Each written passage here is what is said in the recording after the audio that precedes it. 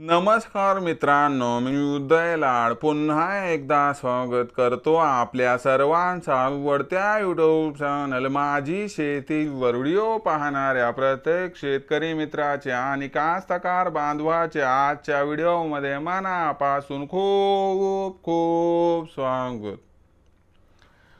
मित्रांनो, thumbnail पाहितलं, title वाचलं, मित्रांनो सामान्य कास्तकार बांधवांसाठी सर्वात महत्त्वाची अपडेट की आता बंगालच्या उपसागरात तयार होणार आहे भीषण चक्रीवादळ।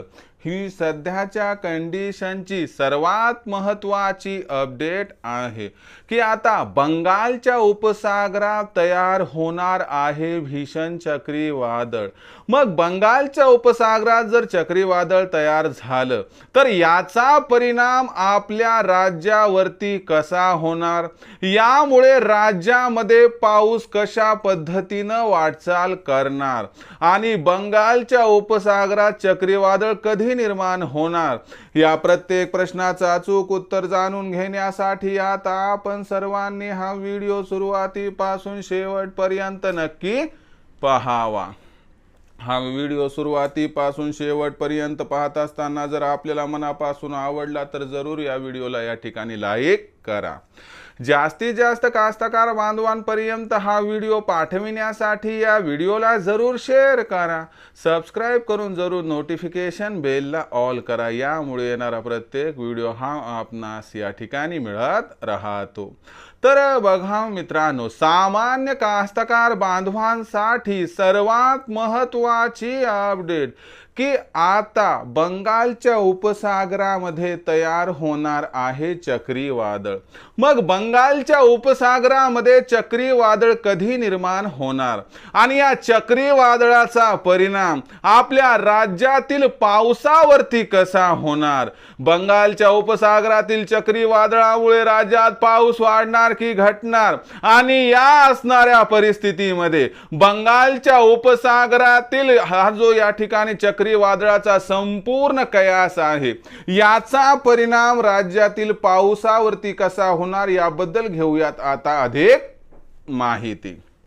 तर बघा मित्रांनो, बंगालच्या उपसागरामध्ये जर चक्रीवादळ तयार झालं किंवा बंगालच्या उपसागरामध्ये जर कमी दाबाचा पट्टा निर्माण झाला तर याचा थेट परिणाम राज्यातील पावसावरती होत असतो, कारण बंगालच्या उपसागरामध्ये तयार झालेल्या सिस्टीममुळे आपल्या राज्यामध्ये पाऊस वाढत असतो। मग बंगालच्या उपसागरामध्ये आपण जर बघितलं तर हे चक्रीवादळ कधी तयार होणार, तर लक्षात घ्या 30 जुलैच्या आसपास बंगालच्या उपसागरामध्ये चक्रीवादळ तयार होणार आणि 30 जुलै पासून आपल्याला वातावरणात भयंकर बदल दिसणार आणि तेव्हापासून राज्यामध्ये पाऊस वाढताना दिसणार आहे।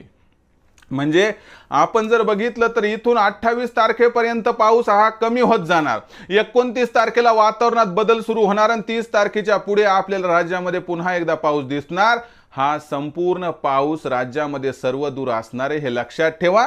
पावसाचा जोर तुलनेने कोकण, मध्य महाराष्ट्रातील घाटमाथ्याचा एरिया आणि पूर्व विदर्भात जास्त असण्याची शक्यता दिसत आहे। तर मित्रांनो, ही होती सध्याची सगळ्यात महत्त्वाची अपडेट की आता बंगालच्या उपसागरात तयार होणार चक्रीवादळ, यामुळे 30 जुलै पासून राज्यात वाढणार पावसाचा जोर।